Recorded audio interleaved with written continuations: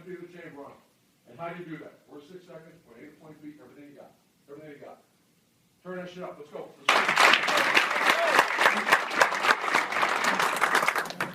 Welcome to the Scoop World Order. We are back. We are very excited about some of the new production enhancements that we have going. We are going to get into some film of CJ Stroud from the Rose Bowl. We're going to talk about a huge commitment that's coming tomorrow. Just over the moon excited to be back, cranked up, and ready to give you, Ohio State fans, the product that you deserve. So I am excited to bring in my compadre, Mr. Nevadabuck. Nevada, how are you tonight? I'm doing great, Kirk. I'm excited to see some of this new tech and see you on the telestrator and see what you can do and break down some great plays from the near past and the far past. And this is going to be a lot of fun. I'm really excited about it. Yeah, and we're gonna break down a few plays from the Rose Bowl, some of the best shots that CJ Stroud threw. We had a great one to Emeka, a bunch to Jackson Smith and Jigba. One of the most prolific performances in college football history. Just an outstanding, basically put the team on his back performance. And I'm just excited to get into it. So without further ado, we're going to take us into our brand new film room, which I'm very excited about. So we have some Rose Bowl film. So this first play, as you can see, it wasn't looking too good, Nevada, was it, at the beginning of this game? No, it was about. I mean, it was 14-0, and Ohio State you couldn't get anything going. You just felt like they were really at kind of an inflection point where they needed something really good to happen, or this game was going to slip away. And CJ Stroud kind of took the team on his back and kind of carried them from this point forward. But at this point forward, for us people that were at the game, we were looking for the exits early, so it was a little sketchy for sure. Yeah, talk a little bit about that, because you were there. You had a group with you. Tell me a little bit about because the lead up to the game was, this is Utah's biggest game of their school history. For Ohio State, we have kids opting out. How motivated are they going to be? We're missing, Garrett Wilson, Chris Olave, Haskell Garrett, Nick Petit-Frere. What was the mood when Utah took that early? And obviously, the air's coming out of the balloon, but talk a little bit about actually being there and the palpable effect that you felt in the stadium. Well, again, for those people that followed me, I was saying take Utah plus the points in the game, because I just really felt that this was not a good spot for Ohio State. And as you said, Utah was really fired up. It was the biggest game in their school history, and the crowd reflected it. I mean, it was at least 70% Utah fans, maybe even higher than that, and they were jacked. And when they came down and scored right away and held us and came down and scored again, I mean, it was an electric. It was one of the best college football atmospheres. In the Utah fans, I have to give them credit. They were great fans. We had some fans sitting right behind us that were Utah fans, and they couldn't have been nicer. Excited about their team, but respectful about the matchup. And it was just a great night for college football. One of the nights I'll never forget, and certainly I shared it with my family, and that was special as well. So it was a lot of fun. Yeah, well, we're gonna get right into it, man. 14-0. You're sitting there in the stands, and we're kind of up against it. Formationally, we're 2-2 here. We've got our two receivers split to the field. We have Jeremy Ruckert at a wing position. So we're 2-2 here. Pretty basic. You get your studs out to the wide field. You look at the shot. One of the best balls to Emeka Egbuka early on. This was a kid that we talked about leading up to the game, him and Marvin Harrison Jr. This is going to be a coming out party. And this shot really kind of set the tone, didn't it, Nevada? No, it did. Great throw by Stroud. Great read by him. To see the safeties kind of bailed out of coverage over the top, and he put the ball in the only spot that it could be caught. I had a perfect angle on this one. It was going right away from me, and the window that he threw into was absolutely tiny. So that was a big time throw by CJ at a huge point in the game.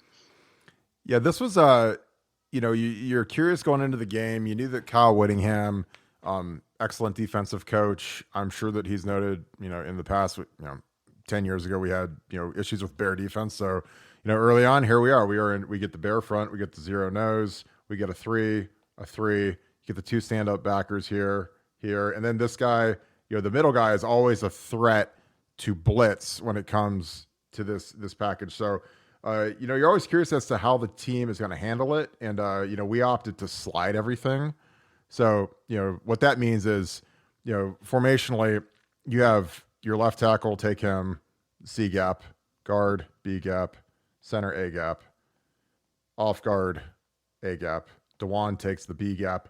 Trey cuts the edge. So this is a 6.5 man protection. And what that means, then I'll kind of run through this real quick and let it play so people can see it. So, we're saying, hey, we're sliding left because, the most important part to communicating protection is the quarterback has to know where he's hot from. That's something where, there's going to be a guy, if you only have 6 blockers and they, potentially have an extra guy here. I mean, they've only got 6, so we could pick them all up. But if they happen to bring an extra guy, he has to know who he has to beat with the throw. So you watch this. So Kirk, so is CJ? Is CJ calling the protection?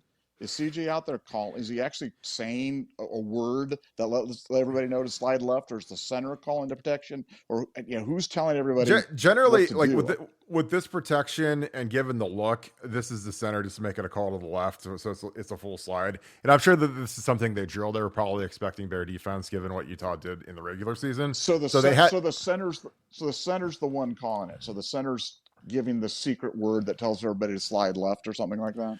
Yeah, it's usually Liz or Rip. I mean, in this protection, this is a 6.5.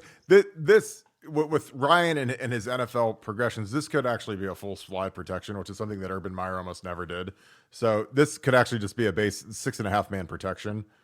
So when you watch it, and again, I love stuff like this because it messes with defensive ends. Like anything you can do to slow them down and give Trey Henderson a little bit of help or a little bit of pause, because at the start of the play, you assume that he's man to man here, but if for some reason he rolls over, you gotta make sure that you're able to defend everybody. So 6.5 man protection. Watch how Jeremy Ruckert delays here, and I love this because it gives him a little pause for a second. It makes Trey's job a little bit easier. He sees that there's no pressure; he can leak out into the route, and with this delay, something you pointed out when we were doing our pre-show. Talk a little bit about Jeremy Ruckert's subtle move right here, Nevada, and how much you appreciated his moxie on this play.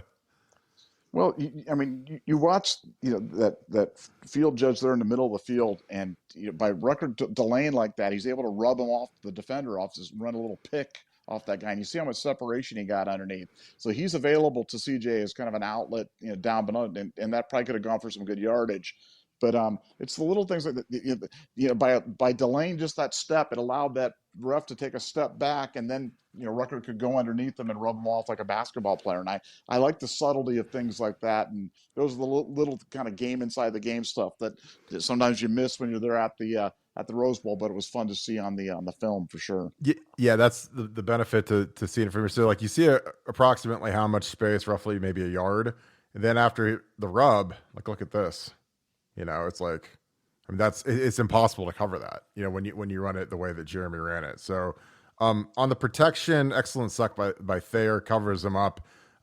Based on this protection, Matt Jones has the B gap. So anything that comes inside is Matt's. So Thayer can be really aggressive holding the C gap, so that's why he can take that big outside kick. He knows that Matt's got, and they're running a game here. So, this is really easy for us to muck up. Again, the guy that does a great job here is Luke Whippler. Luke, just being a football player, he normally has the A gap, but he can feel the pressure, gets enough of the guy. Paris kind of has the tough one here because he's got that zero nose coming right down his throat. So he's got to anchor down a little bit better, but he gets just enough to get the ball off. And that's the thing about football is a game of inches. So you give CJ just enough room to get that throw off, and he throws it nice and high. Just a gorgeous catch and completion. And again, this is where CJ really progressed throughout the season. I mean, he stood in there, dropped a dime right here. Just one of the, as good of an NFL throw as you'll ever see. And that's why he's, he projected to be a top 5 pick next year. So this next play, it's still not looking great. It's still 14-0. Maybe the first or second play of the second quarter here. So how are you feeling then? You start, quarter changes, they switch ends, still 14-0. Are you feeling better at this point in Nevada while you're sitting there? Well, you just knew this was a key point in the game. And this is one of those, if you make it, okay, game on, we've got a chance to start trading scores with them. But if you miss, then there was no prospect that we were stopping Utah's offense there in the first half. And the prospect of going down 21-0 was pretty scary. So this certainly had the feel of a gigantic play at the time. And when they went back to pass, there's definitely a little bit of hold your breath moment there anytime you're passing, because you got to throw a good pass and you got to make a good catch, and lots of things can go wrong, but everything went right. And so you can see it turned out to be a big play for Ohio State, and to a guy that we'd predicted big things for. I predicted 3 touchdowns for Marvin Harrison, and this was number 1. Yeah, this is I love this. This is a little subtle thing. Ryan Day just being a little bit of an evil genius on this play. He runs four to a side, 4 to the field here. You're kind of in the middle of the field, so it's kind of middle. I don't know if you could call this field because they're right in the middle. But the thing about this formation, and I mentioned to you, so this ends up being a 7-man protection, that is an NFL thing. We, Jim Tressel has some 7-man protections. I don't know if Coach Meyer ever had a 7-man protection in his entire playbook. So this is an NFL thing where you're trying to take a shot with your 2 interior guys. So by rule in this formation, when you have a tight end covered and you have your ex receiver Julian Flemmard on the line, these guys are both ineligible. They cannot go out and catch a pass. These guys are both eligible receivers. Now, in the heat of the moment in a game, when you have the tight end covered and he's on the line, then this guy's still probably going to cover this guy, because I don't know if he's smart, because you can see how they edge up so that is he ineligible? He's ineligible, but he's covered up. He is not eligible, and he is not eligible. So this is basically a 2-man concept with a 7-man protection, a 7-man wall. Trey coming off the edge. So this is basically a shot to get him. You're going to get one of these guys open, and they end up getting both of them open. So we're going to roll this tape real quick, and I mean, you can't have 2 guys running more free than Marvin Harrison Jr. and Jackson Smith and Jigba here are. So, at the moment that CJ is making his decision, you've got Jackson coming here, nobody home. You got Marvin running past him, nobody home. So again, excellent play call. Julian just kind of holds his guy to make sure he doesn't bail. Because in the heat of the moment, this guy doesn't realize he's an ineligible receiver. So you watch it, again, protection is fantastic. You have a wall here, you're cutting the edge here. And it looks like this is a clinic tape. This is how you do it. This is excellent work. Great firm pocket. Great job by Trey. I think Trey, as much as I love Marvin and CJ, like Trey on this play is as good as anybody, because he really rolls his hip and gets up underneath this linebacker who adds to the blitz when he realizes that Trey is not out in a route. So it's all in all, it's just a great play, but what a throw. Holy cow. You're watching this live, Nevada. Tell me a little bit about what you're thinking when you see this drop in the bucket. Yeah, well, it was funny because I was watching Trey, because I'm expecting to run at the time, and I noticed his block in real time as well. He delivered a blow and kept that pocket clean on that thing, and then like you said, CJ just made a perfect throw, made it really easy for Marvin Harrison Jr. to make that catch. But yeah, you saw a couple of big time plays. You watch this here when you see Trey Anderson come on the left side there and deliver the blow to this guy. Just kept him out of the pocket, kept the pocket clean, and made it easier for CJ to make that toss. Yeah, this is just, he sees, got the looky once, clean box. You got 7 blockers. So, you can basically pick up anything they bring. Guys are, again, it's firm. We've got more than they're bringing, so that makes it a little bit easier. It's just one of those things where, Luke Whippler, he hangs in there. He's kind of got the big sombrero on this play because he's the lone guy that's got a one-on-one. DeJuan pops this guy. He kind of stops. PJ's just kind of helping both. Thayer's locked in. Matt's just kind of staying low. Thayer really does a great job here coming down hard to kind of sell run. But, there's not much of a play action fake from Trey on this little counter. He tries to do a little counter step, but he comes out and he really pops this guy. This is one of the things that really stood out to me is he really rolls his hip. He gets that football position, power, pops this guy. And it's just, look at the wind go out of him. His back snaps back. That's great technique. It's great power, explosion. And that's something that, you don't really see it. It's not a thing that shows up in the stat sheets, but that's something that NFL people want to know is, will this guy do this? And is he even good at it? And, in the NFL, when you've got a quarterback and you got to have a running back pass protection, he's got to be in there. So we'll just watch it one more time from the top. And again, and Jackson Smith and Jigba had the greatest, game in history, and he could add this one too. I mean, can you imagine? I mean, there's another kill shot, if CJ had picked him, but I mean, there's no help there. I mean, you're not going to beat him to the pylon, but yeah, just all in all, great. But it's funny though, Kirk. You watch that thing and you see Harrison kind of delay his off the line right there, which gives time for JSN to kind of clear out that guy up there on the top. And like you said, Fleming kind of locks this guy down, which kind of guarantees that Harrison's going to get that thing right there to the flag. But that little hesitant, that because again, you go too quickly, and there's a chance that Jackson Smith, the Jigba's guy, drops off and hands him off to the safety, and then kind of rolls to the flag with you. But that was again, little subtle things that you don't see all the time when you're sitting there at the game. But that's the difference. That's a good Brian Hartline coaching thing there, where he had those guys create space for each other, and the result was a Buckeye touchdown. Yeah, and I mean they've drilled that a million times. It's great technique, great release. Again, it's just fun to watch. And I watch this one more time all the way through. But it's just look at this. I mean, perfect protection, great job by Trey. Yeah, Ruck puts his nose up in there. He's locking his guy down, giving no penetration. And you only you got to do it for about 2.5 seconds, and the ball's gone. So, great job by the offense. Great job watching this. And we're gonna go to got a big commitment tomorrow. So, we're gonna switch gears real quick. We're gonna go into offensive tackle mode, since we have our newest Buckeye likely selecting tomorrow in Luke Montgomery. Nevada, tell me a little bit about Luke Montgomery. I saw him at camp. His dad played for Kevin Wilson, so he's kind of been on the tour where he's gone to about every school in the country. But looks like he's gonna be a Buckeye tomorrow. What are your initial thoughts on Luke Montgomery? Luke's an interesting guy. He's a versatile guy. He's played a lot of offense as well as a lot of defense. There was a thought at some point in time that he might be a better defensive prospect than an offensive prospect, and I think those thoughts are gone for right now. But it really speaks to his athleticism, and he can really play up and down the line.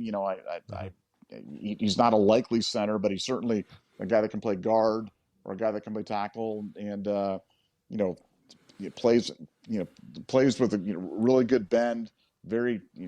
Finishes his blocks.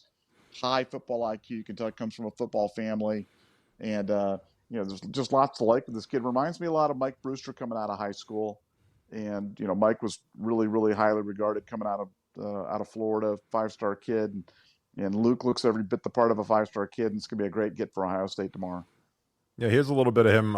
We were at camp with him all day. This is their run in their 40s. He very angular kid, very lean kid, muscular, puts in the work in the gym. Just a smooth runner, a smooth athlete. He's a little bit undersized right now, but who cares? I mean, he was young. This is going into his junior year, so I mean, he's just a puppy. Basketball player, so it's probably a little bit harder to hold away. But I mean, real smooth stride. At this point in time, as long as they have the requisite size, you're looking to see how good of an athlete they are, how smooth are they. It's as silly as it is, the time matters, but it's more kind of how it looks, and is he, what's his upside? Again, just a smooth athlete. He plays high level basketball. Kid's in great shape. He's moving year round, competitive. And we followed him all day, and it was just one of those things where it's kind of fun to see how these kids compete. Because he's the kind of kid that doesn't have to compete. He doesn't have to come to camp. But he still did. Once you have the offer, you don't really have to come. But he was here all day. He worked hard. And I love watching these drills because I just love seeing the movement skills. That's something that you don't really get as much. You can see it on film, but you can gauge their potential by how well they can bend, how well they come out of their stance. And a lot of it you can coach up, but some of it's just natural. You just see how fluid he is here. And it's hard because I'm not going to show every other kid, but this is really, really good. He stays low, he's quick, explosive, runs through it. And again, that's the 5-star kid. He doesn't have to be here, but he's putting in the work, and he worked hard all day, and he really did a nice job. So I was excited just to watch him do some of these drills. You watch him through the bags. I love the bags just because it just shows the agility, the speed, the coordination. And it's just funny. Sometimes it's just fun seeing what drills coaches like to put kids through.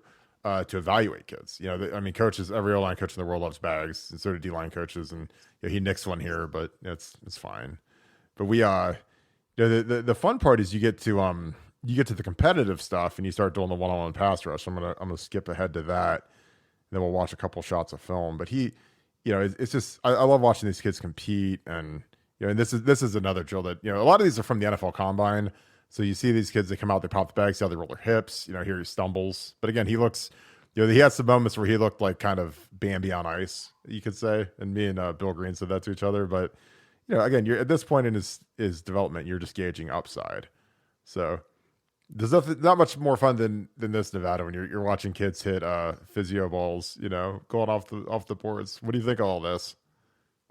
Yeah, well, it's. I think it's hard for the average person to really tell the difference between a 5-star and a 3-star and a 1-star. And I think having your perspective on kids like this, especially offensive linemen, is invaluable. And considering the fact that you coached at Ohio State as well as played at Ohio State, that I think your perspective on this thing is super helpful. And to be able to watch these drills and be able to run this stuff back, certainly helps me understand kind of what a coach is looking for when he's looking at tape. When you're sitting with Urban Meyer, what's Urban Meyer looking for when he's evaluating an offensive lineman?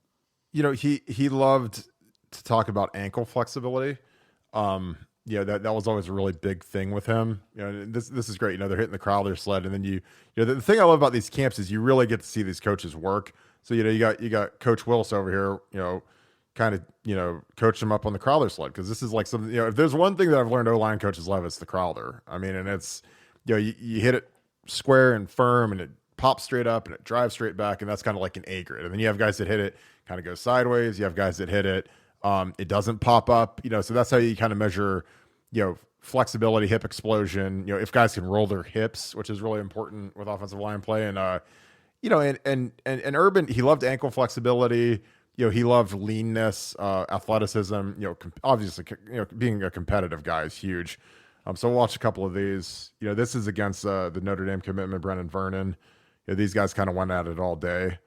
And this drill, if there's any drill in the world that's slanted more towards the D line, it's this one. So, you just kind of judge how's he get out, how's he set, and again, like, this is why I'm not a huge fan of this drill, because I feel like 80% of the wins are guys that do this. They go step under, and in a real game, this guard, if it's a regular slide protection, is going to earhole you and kill you.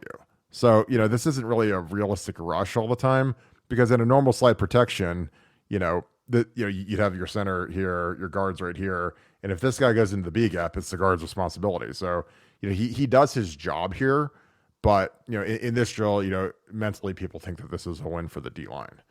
So it's, but he followed it. It was funny. Like, the kids that didn't bring helmets, he'd have to pop his helmet off and get a rep. But, a lot of these kids, and again, look at Kevin Wilson. He's fired up because, I talked to him too. I said, the golden rule playing offensive tackle is don't get beat inside out.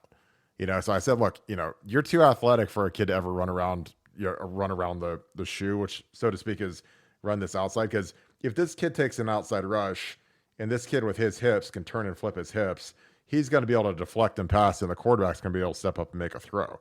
But, the one thing you can't do is you can't get beat inside, because if you get beat inside, the quarterback can't step up. If he's here, I mean, he's going to get his ACL torn, if the guy's diving into him. So, Coach Wills got with him, and you can see, I love watching, again, the coach's reactions when you're sitting at this camp. And you see Wills, he just told him, hey, set inside out, don't get beat inside. And, Coach Wills clapping because he's like, hey, the kid, again, one of the biggest things about these camps that's great is you can see if kids can take coaching or not. You can see if when you tell it to them, if they can mentally comprehend it and then physically do it. And that's why these camps they're a blast to go to, because, you like to see the makeup and the competitiveness of the kids. So, you see, I mean, I was taking all these reps because I love watching this stuff, but you can see what good reps look like, what not as good reps looks like. Here's another rep by him. And, again, he's a puppy here. I mean, and for the D lineman, this is much easier, but again, great feet, sits down, and it's hard because you're not really supposed to bull rush. So this is kind of like a stab one-arm bull rush, but, he could chop that hand off and, it's a win. But I mean, the ability to redirect and his balance here and, to not fall down like 90% of the tackles do, that's rare. I mean, that's why, some people think he's an interior guy. I would put this kid at tackle for sure. Just because of like, look at this footwork, look at this speed. Obviously he's got to sit down a little bit better, but as he gains bulk, as he matures and gets older and gets with Mickey Marotti, he gets his squat up a little bit, gets a little heavier. He's going to stone this guy. You got any questions for me as I'm going through this? I get excited and I just start talking. So No. Like I said, it's fun to see it through the through your eyes on this stuff, and it's super super helpful. And I can't imagine that the number of guys that are just getting run over in this drill. And like you said, it's a drill that's designed for defensive linemen to feast, and it's fun to see a kid this athletic. A kid that's this athletic and smart and strong. Barring some knock on wood injury or something like that, he's going to be a contributor somewhere on the line for Ohio State, whether it be a tackle playing at guard or a guard playing at center or whatever he's going to be doing. But excited to have him in the Buckeye fold. Yeah, I'm gonna get to his actual film, his game film with pads on everything. Because it's the game film is super important, but there's a reason these coaches all want to have these kids at camp. It's because you want to see how well they can take coaching, and you really can kind of get a little bit of a look at their mental capacity, kind of their competitive drive. I've seen kids that are really heralded that would get beat once or twice in drills, and they'd get a hamstring, and all of a sudden they're just standing there with an ice bag, on their phone the rest of the camp. So you like to see what these kids are made of. And honestly, as weird as it is, it's kind of nice to see when these kids lose a few times to see how they respond to it. Because, sometimes these kids go to camp and they're not going against anybody that's any good and they win every rep. But sometimes they go against a really good player and they lose a rep. And it's always good to see how these kids bounce back because, at Ohio State, you're going to lose some reps. Like there's going to be guys that are better than you, especially when you're a true freshman. And, I've seen some guys that they get beat so bad their freshman year that they never recover mentally and they never end up contributing. So it's always nice to see how these guys do from that perspective. So I'm going to roll a little bit of tape here, just kind of talk over it. This is just a nice little tunnel screen, gets down flat, comes off the rock, and this is this is always a fun block when you're a tackle. And this isn't as easy as it looks because, you're out in space, you got a little guy, you get a chance to ear hole him. It takes a little bit of athleticism to pull that off. And he's the kid that can do that. And, when we have quick wide receivers and we run tunnel screens, it helps to have a kid like this. So, I love, again, you can't always, blame who they're going against, but, the finish is outstanding here. Rolls his hips, runs his feet, plays with some nastiness, which is great. Another thing you judge. And I mentioned to you last night when I was studying this kid that, there aren't many kids that play as many positions as this kid does in high school. He played left tackle, he played guard, he played nose tackle on defense, D tackle on defense, D end on defense, literally all over the field. And here's another, his athleticism in space, his finish is nasty. I mean, this is wild because he actually, he gets a hold of the kid here, and then he has the athleticism and the mentality to finish him and bury him and fall on him. And, these things add up, man. These are like body blows. He kind of he comes back in the frame here, but those are body blows, man. You keep doing that to a kid. Do you think he wants to keep playing? Probably not. Well, he's just hoping he gets to play against guys that are 5'6", 130 pounds in college. You know what I'm saying? Oh yeah. I know, man. Hey, those corners aren't much bigger. You can flatten some little corners like that, But he's I see him and I just look at the upside, the potential. And playing travel basketball is, it's like one of those double-edged swords because it's great that you're competing year round, you're working on athleticism, you're not just sitting on the couch, but it's hard to gain weight, because when you're running and practicing and running suicides and playing in tournaments and you're traveling a lot, it's hard to pack on 25 pounds or so. By the time he gets to campus, he'll probably be like 285 or so. Probably want to get to the 300. Joe Staley played left tackle in the NFL. He weighed 295. Super lean, super athletic. He was a track star in high school, tight end. I played with him in San Francisco. Super lean, super quick. So you can do it at 295, if you've got the requisite strength. And I think this is that's a guy that he reminds me of is Staley, just because, he's got to get his kick step and his vertical set honed up, but he's got a lot of upside, man. And I'm just excited he's going to be joining the family. His dad's great. His dad played for Kevin Wilson. So that obviously is a tremendous help, but he's from Findlay. Again, I love the nastiness. I mean, this is nasty right here. And you can't get enough of it when you're watching this because you love watching these You know, I mean, those are the tone setters that you love, and you know, you can't always coach kids to do that, to finish kids, and he loves doing it. So it's not like you have to say, hey, you know, finish your block, because he's just doing it naturally. So I'll watch a couple more, and you know, but like I love doing this. Like this is going to be a big factor for us going forward. Is just watching film, talking through things. We're going to do some of these live film sessions, so people can ask us questions, chat with us, kind of see what, you know, if they have questions. Because the good thing about our community is we have so many people that are, you know, they ask great questions. So you know that kind of helps us, you know, make sure that we're catering to their what they'd like to know. So but I'm so excited, and this is going to be, it's going to be great, my man. So I think we're ready. You got any closing thoughts for us, Nevada Buck? We got a few more thoughts coming for the rest of the week, but you got any thoughts to close us out? No, I just think it's an exciting time to be an Ohio State fan. You know, we've got a national championship quality offense and an exciting change up on the defensive staff, and you know the year 2022 is going to be a really, you know, exciting time to be a Buckeye fan, and you know, can't wait. It's going to be you know, spring ball is going to be here before we know it. Then we're going to be into summer, and then we're going to be kicking it off in the fall. So it's time to buckle up. Yeah, I'm over the moon excited.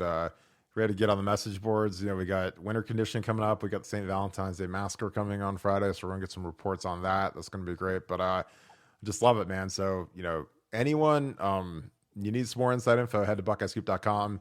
Nevada and I are gonna be on the boards. We're gonna be getting some good work in tonight, and then this is gonna be a big week. I mean, winter conditioning has been the intensity has been turned up dramatically. Which is probably needed, and it's something that I'm excited to hear that kids are saying it's the hardest that they've ever worked, and you know the coaches are turning it up, and you've got, you know, anytime you have a you know, kind of basically you know, a hockey line change on defense, like, you know, there's a lot of kids that have to go re-impress their coaches. You know, most of these kids on defense are starting from square one, and same with the offensive line. You know, if you've got a new position coach, I mean, you're starting at square one, so you got to be putting your best foot forward. You got to be in great shape. You got to be, you know, first in line in the drills and that type of thing. And I'm just excited to see how it all shakes out. I can't wait for spring football. I think it's going to be amazing. And, you know, a lot of excitement around the program right now. I can't wait to see what Jim Knowles versus Kevin Wilson in the spring looks like. That's going to be unbelievable. So with that, appreciate you, Scoop family. BuckeyeScoop.com. We're going to be on there all night. Got a ton of content coming. This is going to be coming pretty hot and heavy. So we're excited about it. So with that, this has been the Scoop World Order. We will see you on the Scoop.